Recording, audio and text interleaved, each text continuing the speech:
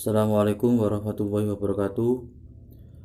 Alhamdulillahirrabbilalamin. Wa bihi nasta'inu ala umurin dunya waddin. Wassalatu wassalamu ala asyrofil anbiya'i wal mursalin Sayyidina wa maulana Muhammadin wa ala alihi washabihi ajmain, amma ba'du. Yang saya hormati dan saya takzimi teman-teman panjenenganipun Ibu dosen Nyai Haja Aminah selaku pembimbing mata kuliah bimbingan konseling yang saya harapkan barokah ilmunya, manfaat dan barokah ilmunya. Kedua kalinya kepada teman-temanku sekelas yang saya sayangi, semoga pada hari ini kita bisa melaksanakan perkuliahan dengan lancar dan baik meskipun cuaca pada hari ini cukup mendung dan tidak mengurangi rasa semangat kita untuk menjalani dan melaksanakan perkuliahan sampai selesai.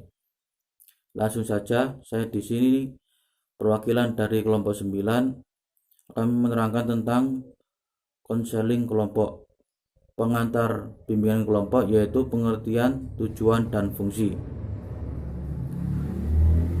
Pembahasan yang pertama yaitu tentang pengertian konseling. Secara etimologis, istilah konseling berasal dari kata konsel yang diambil dari bahasa Latin yaitu consilium, artinya bersama atau bicara bersama-sama, yang dirangkai dengan menerima atau memahami. Konseling dalam bahasa Inggris berkaitan dengan kata counsel yang mempunyai arti sebagai pemberian nasihat, pemberian anjuran, dan pemberian dengan bertukar pikiran. Berikut ini beberapa definisi yang dikemukakan oleh para tokoh. Yang pertama, menurut Setzer dan Stone, konseling adalah upaya membantu individu melalui proses interaksi yang bersifat pribadi antara konselor dan konseli, agar konseli mampu memahami diri dan lingkungan, mampu membuat keputusan dan menentukan tujuan berdasarkan nilai yang diyakininya, sehingga konseli merasa bahagia dan efektif perilakunya. Yang kedua, menurut Juntika Nuris, konseling kelompok adalah suatu bantuan kepada individu dalam situasi kelompok yang bersifat pencegahan dan penyembuhan. Selanjutnya nomor 3 yaitu menurut Glenn, konseling adalah suatu proses di mana konselor membantu konseli agar ia dapat memahami dan menafsirkan fakta-fakta yang berhubungan dengan pemilihan, perencanaan, dan penyesuaian diri sesuai dengan kebutuhan individu. Berikut ini definisi konseling kelompok oleh para tokoh, yaitu menurut Latipun, konseling kelompok yaitu merupakan salah satu bentuk konseling dengan memanfaatkan kelompok untuk membantu memberi umpan balik dan pengalaman belajar.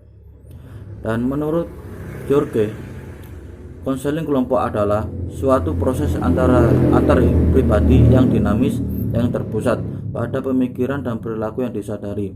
Proses itu mengandung ciri-ciri terapeutik seperti pengungkapan pemikiran dan perasaan secara leluasa, orientasi pada kenyataan,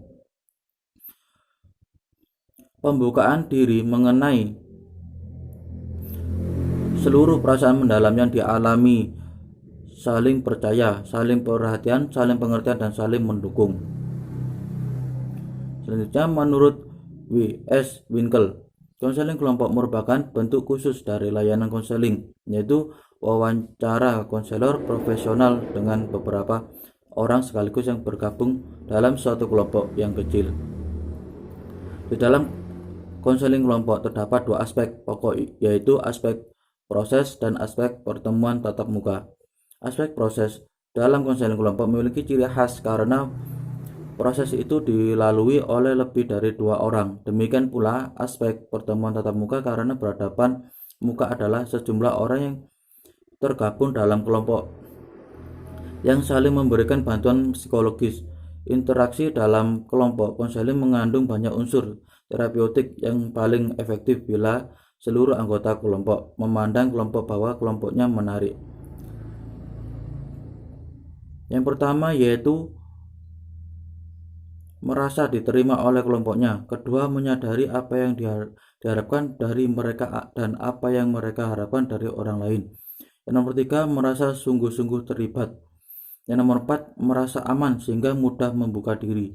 Yang nomor lima, menerima tanggung jawab perannya dalam kelompok.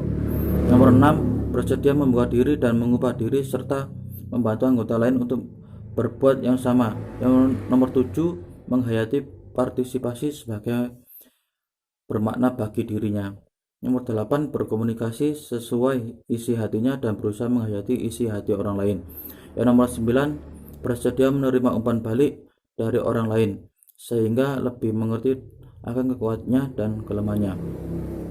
Dari uraian di atas dapat kita simpulkan bahwa konseling kelompok adalah proses pemberian bantuan yang dilakukan melalui wawancara konseling oleh seorang ahli kepada beberapa individu yang bergabung dalam suatu kelompok kecil dengan mempunyai permasalahan yang sama dan membutuhkan bantuan yang bermuara pada terselesaikannya masalah yang sedang dihadapi oleh segenap anggota kelompok. Demikian itu pengertian bimbingan konseling kelompok yang saya terangkan. Demikian dari saya. Assalamualaikum warahmatullahi wabarakatuh.